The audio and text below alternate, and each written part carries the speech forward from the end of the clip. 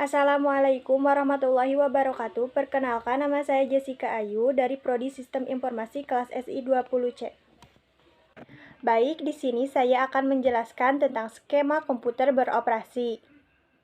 Sebelumnya, saya akan menjelaskan terlebih dahulu pengertian komputer. Komputer berasal dari kata computare yang artinya menghitung. Secara bahasa, komputer didefinisikan sebagai alat untuk melakukan proses perhitungan aritmatika.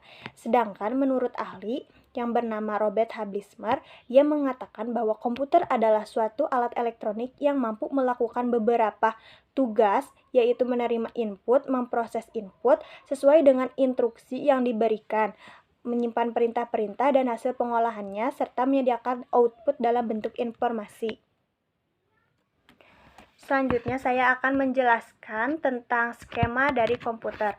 Yang pertama yaitu ada CPU atau Central Processing Unit, merupakan salah satu dari perangkat keras komputer yang memiliki tugas untuk menerima dan menjalankan perintah sebagai perangkat lunak, sehingga CPU sering disebut sebagai prosesor dengan kualitas teknologi CPU yang akan digunakan.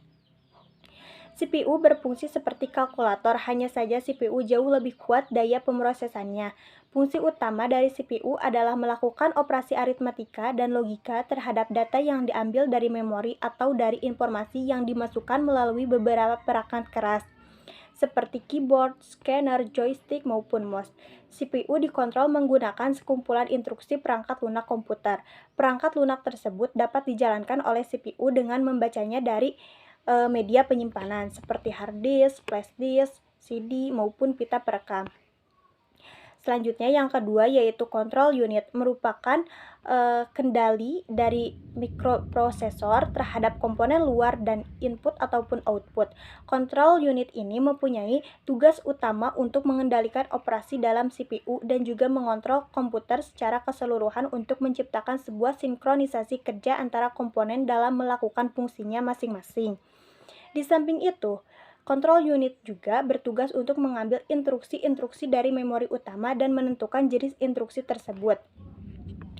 Yang ketiga yaitu unit input, memasukkan data ke dalam primary storage atau memori utama adalah memori sementara yang memegang peranan dalam menyimpan informasi yang sedang kita kerjakan, software aplikasi yang sedang kita gunakan, dan sistem operasi software. Primary storage mempunyai sifat apabila kita mengupgrade memori tersebut, maka kecepatan pada sistem akan bertambah. Jenis primary storage diantaranya ada register, random access memory atau RAM, cache memory, dan read-only memory atau ROM.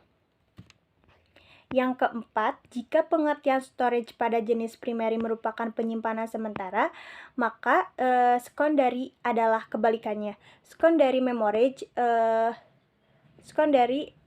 storage adalah sebuah media penyimpanan data secara permanen yang disimpan untuk melayani pemrosesan data yang dilakukan oleh CPU. Mempunyai ciri-ciri sebagai berikut, yaitu penyimpanan berkapasitas besar, lebih mudah daripada primary storage, namun lebih lambat daripada primary storage. Biasanya berupa magnetik dan optik. Jenis media penyimpanan antaranya ada register, random access memory atau RAM, cache memory, dan read-only memory atau ROM. Yang keempat, jika pengertian storage pada jenis primary merupakan penyimpanan sementara, maka secondary adalah kebalikannya. Secondary storage adalah sebuah media penyimpanan data secara permanen yang disimpan untuk melayani pemrosesan data yang dilakukan oleh CPU. Mempunyai ciri-ciri sebagai berikut, yaitu penyimpanan berkapasitas besar, lebih mudah daripada primary storage, namun lebih lambat daripada primary storage. Biasanya berupa magnetik dan optik. Jenis media penyimpanannya, yaitu contohnya seperti hard disk, disket, CD, ataupun DVD. Yang kelima yaitu unit output, mencatat hasil pengolahan. Yang terakhir yaitu Arithmetic Logical Unit atau ALU adalah salah satu komponen CPU yang berfungsi menjalankan tugasnya sesuai dengan perintah dari otak komputer, yakni CPU itu sendiri. Sesuai dengan namanya, perangkat ini lebih berkonsentrasi pada fungsi aritmatika dan fungsi logika. Fungsi aritmatika adalah suatu fungsi yang mengarah ke operasi matematika seperti penjumlahan, pengurangan, penjumlahan yang bertanda, dan lain-lain.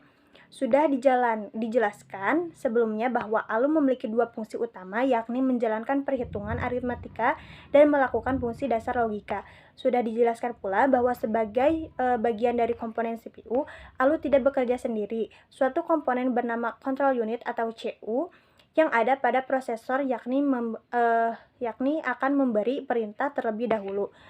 Mungkin cukup sekian presentasi dari saya. Mohon maaf apabila ada kesalahan kata dan kekurangannya, karena di sini saya juga masih tahap pembelajaran. Wassalamualaikum warahmatullahi wabarakatuh.